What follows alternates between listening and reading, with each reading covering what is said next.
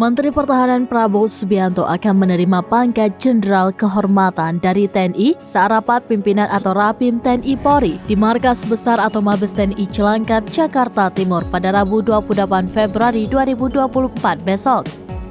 Penyematan pangkat itu akan dilakukan oleh Presiden Joko Widodo di Mabes TNI Cilangkap, Jakarta Timur.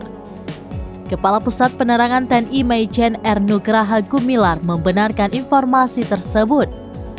Ia mengatakan acara penyematan pangkat untuk Prabowo berlangsung dalam rapat pimpinan TNI Polri.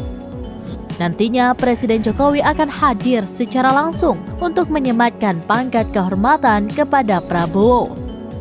Diketahui pangkat terakhir Prabowo adalah Letnan Jenderal Purnawirawan atau Bintang 3. Dengan demikian, mantan Komandan Jenderal Kopassus dan Panglima Kostrad itu akan menyandang Bintang 4. Selama berkarir di militer, Prabowo juga pernah menerima sejumlah tanda jasa. Di antaranya Bintang Kartika Eka Paksinaraya, Satya Lencana Raksaka Dharma, kemudian Satya Lencana Wirakarya, hingga Bintang Yuda Dharma Naraya.